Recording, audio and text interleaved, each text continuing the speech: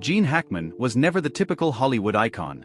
With a career spanning over 5 decades, he delivered unforgettable performances in films like The French Connection, Unforgiven, and The Conversation. But beyond his on-screen legacy lies a complex, deeply human story of personal hardship, perseverance, and family secrets. This video dives into the life of Gene Hackman, from his humble beginnings to the devastating losses he endured, and the revelations his son, Christopher Hackman, finally broke his silence, revealing disturbing truths about his father's death. Gene Hackman was born on January 30, 1930, in San Bernardino, California. His father, Eugene Ezra Hackman, worked as a pressman for the local newspaper, while his mother, Anna, managed the home. Their life was marred by financial instability, frequent relocations, and a tumultuous household dynamic. When Gene was just 13 years old, his father walked out on the family. That abandonment would leave a lasting scar. Gene, forced to grow up quickly, moved with his mother to Danville, Illinois, and began working odd jobs to support the family. His childhood was marked by insecurity, both emotional and financial. He was bullied at school and labeled a misfit. These experiences fueled his desire to escape, to find a world where he could be someone else, perhaps someone important. At the age of 16, Hackman lied about his age and enlisted in the United States Marine Corps.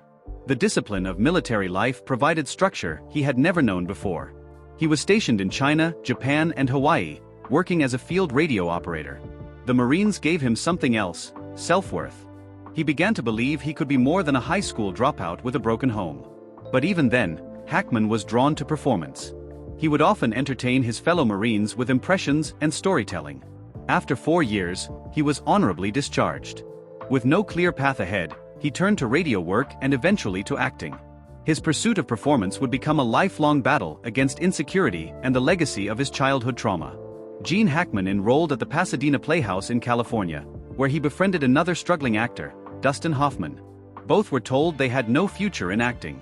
Hackman was once voted least likely to succeed. Determined to prove everyone wrong, he moved to New York City in the early 1960s and lived in poverty while working as a doorman, furniture mover, and truck driver. His marriage to Faye Maltese, whom he wed in 1956, was strained by the long hours and financial insecurity. They had 3 children, Christopher, Elizabeth, and Leslie, but Hackman's obsession with acting often meant he was emotionally distant and physically absent. The dream that kept him going was also slowly tearing apart his family. His breakout role came in Bonnie and Clyde, 1967, playing Buck Barrow. Suddenly, the world took notice. He earned his first Oscar nomination and followed it with another for I Never Sang for My Father, 1970. But it was The French Connection, 1971, that made Gene Hackman a household name. Playing Detective Popeye Doyle, he won the Academy Award for Best Actor. He was no longer the underdog, he was a leading man. Hollywood loved him. But fame came with a cost. His marriage crumbled under the pressure. He and Faye divorced in 1986. Hackman struggled to balance success with stability. He developed a reputation for being temperamental on set, a byproduct, some said, of his internal demons. Despite his success, Hackman never seemed fully at ease. He was known to be deeply critical of his own performances and rarely watched his films. He poured himself into his work, using it as a coping mechanism for emotional pain. Directors admired his dedication but found him challenging. He refused to play into Hollywood's social scene, rarely attending parties or doing press. He focused solely on the craft. "I act," he once said, "because it's the only time I can truly forget myself." But that forgetfulness came at a price. As his children grew older, his relationship with them remained distant. Christopher Hackman later described his father as a genius on screen but a stranger at home. After his divorce, Hackman led a quiet life. He later married Betsy Arakawa, a pianist, and they moved to Santa Fe, New Mexico. Though the marriage brought stability, Hackman continued to wrestle with the ghosts of his past. He suffered from bouts of depression and chronic anxiety. In 1990, his mother Anna passed away, a loss that devastated him. He felt he had never fully reconciled with her or expressed gratitude for her sacrifices. Despite appearing in blockbuster films like Unforgiven, 1992, Crimson Tide, 1995, and The Royal Tenenbaums, 2001, Hackman seemed increasingly withdrawn. In 2004, after filming Welcome to Mooseport, he quietly retired from acting. Hackman never officially announced his retirement. He simply stopped appearing in movies. For years, fans speculated about his health, his absence, and whether he would ever return to the screen. He found solace in writing, publishing several historical fiction novels co-written with Daniel Lenihan. Though a private man, he occasionally gave interviews where he admitted to enjoying the peace of retirement. Yet, insiders claim he remained haunted by regrets. Missed moments with his children, words unspoken, and a father who had vanished before he could ever say goodbye. Gene Hackman passed away on February 26, 2025, quietly at his New Mexico home at the age of 95. The world mourned the loss of a cinematic titan, but few knew the private agony that trailed behind his professional triumphs. He was found dead alongside his wife, Betsy Arakawa, in what authorities later determined was a deeply tragic set of circumstances. Hackman had been in the advanced stages of Alzheimer's disease and also suffered from severe heart disease. Betsy Arakawa, Gene's second wife, had passed away nearly 2 weeks earlier, on February 11, 2025, at the age of 65. The cause was confirmed as hantavirus pulmonary syndrome, a rare but potentially fatal respiratory illness caused by contact with infected rodent droppings. Authorities believe that Gene, in his advanced cognitive decline, may not have realized she had died or was unable to seek help. The double tragedy unfolded silently in their secluded Santa Fe home. In a heartfelt interview following his father's death, Christopher Hackman shared truths that had long been hidden. He spoke of his father's duality, the charismatic star and the emotionally distant parent. But the most shocking revelation was about Gene's relationship with his first wife, Faye. Christopher disclosed that their marriage had been marked not only by neglect but by episodes of emotional breakdown.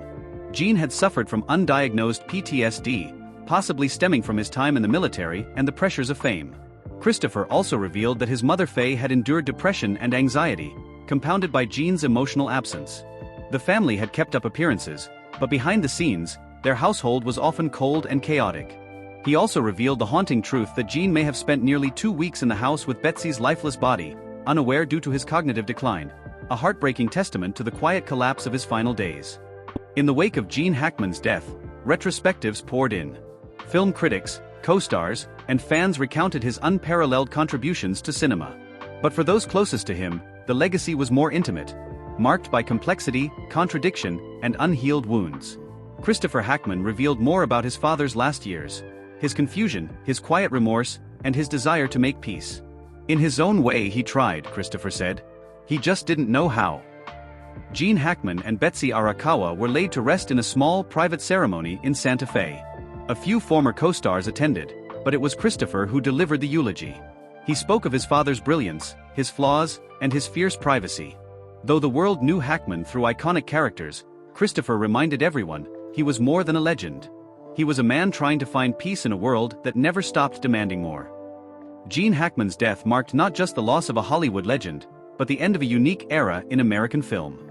He represented a type of actor driven by character over celebrity, craft over charisma. Gene Hackman's journey was never one of ease. It was a path marked by trials, triumphs, and tragedies. He captivated audiences not because he chased the spotlight, but because he poured his soul into roles that reflected the depth of his own experiences. From his haunted childhood to his complicated personal relationships, from the heights of critical acclaim to the solitude of retirement, Hackman lived, and left, an unforgettable legacy. And now, as we remember this icon, it's not just about the awards or the characters. It's about the man behind them. The father, the husband, the veteran, the recluse. The man who kept fighting battles no one else could see. If this story moved you, taught you something, or brought you closer to understanding the complex human behind the fame, we invite you to honor his memory with us. Like this video if you believe Gene Hackman's story deserves to be remembered. Share your thoughts in the comments, whether it's a favorite film, a moment that touched you, or your personal reflection on his life. Subscribe for more in-depth videos exploring the hidden stories behind the faces we thought we knew. Because every legend has a story beyond the screen, and every story deserves to be told right.